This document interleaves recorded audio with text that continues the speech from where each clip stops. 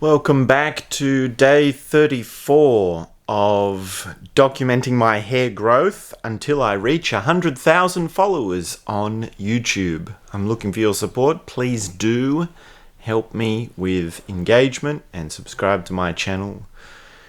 If you're new here, this is where I share my story and all the things that have helped me. And I was thinking about this. Well, what is it fundamentally that has helped me the most? What is the thing that I really hold to? And for me, it's been deep, immersive work. Being able to go into something fully for a number of days. And I mean an awareness intensive or a meditation retreat. There's something very powerful about this. There's something very powerful about saying, okay, for the next even just 24 hours, I'm going to do just one thing. I'm going to do one thing, just one thing for 24 hours continuously.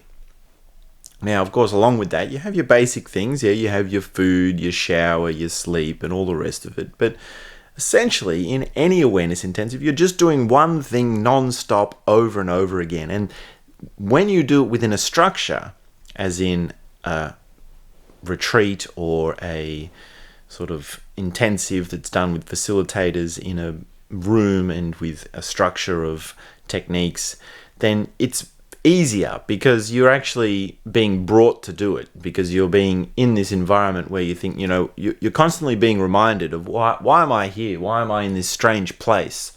Why am I in this different room with these people I don't know? Why am I doing this different routine? And the reminder is, of course, well, you're here to do one thing, and that is awareness. Sorry, I'm noticing I've got cat hairs everywhere. Kitty is being very soft, but it gives me fluffy cat hairs everywhere.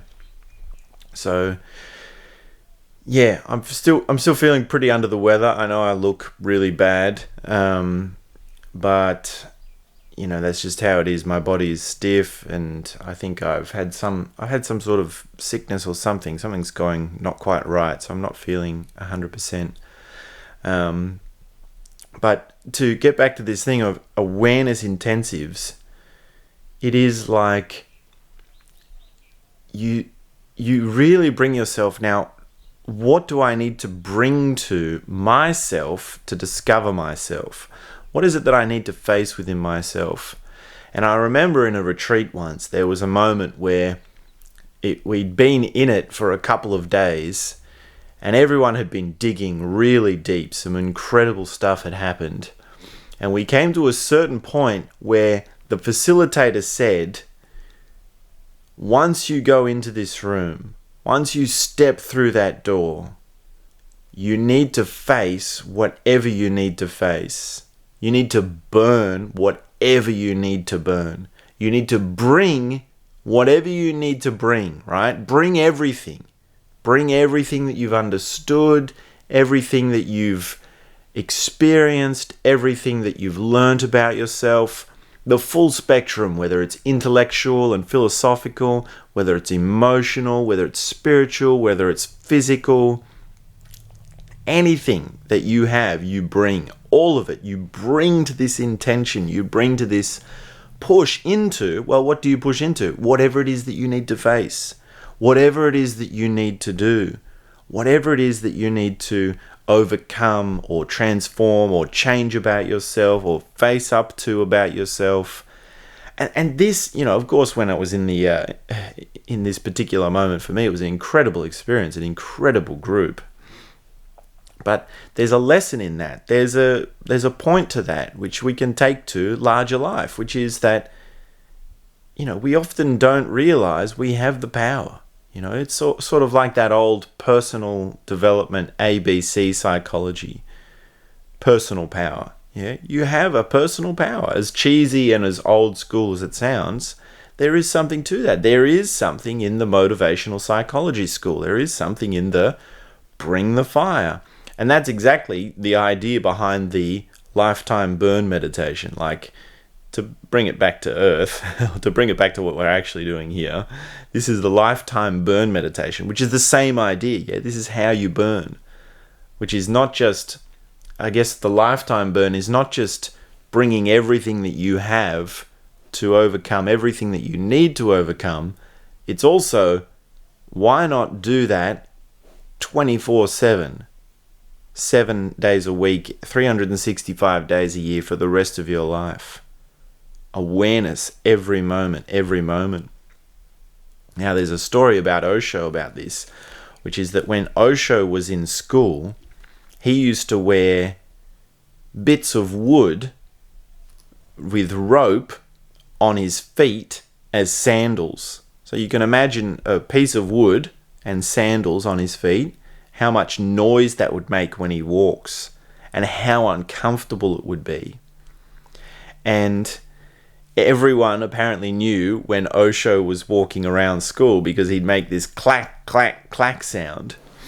And on his first day of school, he was wearing them, and he got in trouble from the teachers. They said, you're not allowed to wear these things, and you have to go and talk to the principal, right? So he got sent to the head office, and he went to talk to the principal, and the principal said, why are you doing this? And Osho essentially said, I'm paraphrasing, of course, it's a sort of mythical story now. It will become more of a mythical story as the religion of Osho becomes more. Anyway, let's not get into that psychological analysis just yet. That's a rabbit hole for another day. But anyway, he turns up with the principal, and the principal says, why did you do it? And why do you wear these things? You're going to have to take them off. And Osho says, for 2 reasons. For one, if I wear them, it's a constant reminder to myself to be alert to my surroundings and to be aware. It's a reminder of, why is this here? It's to be aware, to be present. And this is an old Zen trick. It's been done in a lot of different ways, right? Some people wear bracelets to do this. Some people wear itchy clothing. So a lot of the nuns and a lot of the Buddhist monks wear certain types of clothing that are uncomfortable to have a constant reminder. And, there's all different forms of this technique. And then the other thing is that Osho said, the other reason I wore it is because it would allow me to get a meeting with you, and I want to talk to you. And so he had a very funny way of meeting the principal, who otherwise wouldn't have noticed Osho at all. And of course, if you hear the stories from Osho's childhood, he always stood out, and he was always causing controversy and mischief, and there was just always something just outrageous and unbelievable happening with him. There's really an endless supply of the crazy stories that happened around the guy. What a guy, right? That's what we say now that we tell the stories. But there's something in that, which is the constant awareness. And of course, the reality is, in my case, it's like I forget. I forget so much. I really should meditate more. I should be more healthy and eat a better diet and get back on track. And I could probably do with losing a bit of weight at the moment. And I'm always just getting distracted, and so often I forget that, I am here. I am alive in this world. I am living this life, and I have been given the gift of awareness. It's really a miracle. It's a gift and a miracle of awareness. And you have that too, because you're a human being. You're a multidimensional being. You're a cosmic being, and all the rest of it. You just can discover what you are. You don't have to agree with me. You might not like these labels I'm putting on you. You can find your own labels. How do you find your own labels that are resonating with you? How do you find what you really are? By burning the fake labels. Yeah? I can tell you're a cosmic being, and you can have a reaction to it, and you can also burn it. You can take that label and say, this guy on the internet was talking about how I'm a cosmic being. Let me try and sit with that and think about it and see if it disappears. And you might find that it does disappear. And then you'll find, once it disappears, that there's a better word, there's a better description from your more authentic experience. Right? So we all have our own things to burn. So please do subscribe to my channel. I need your help with engagement and growing. I'm really hoping we can find the right people who are on board with this journey, with this community that we're creating together. And yeah, that's pretty much it for I believe this is day 34 of the Lifetime Burn Meditation. And hopefully I'll be back to my snappy self soon. Alright, talk to you soon, guys. Bye for now.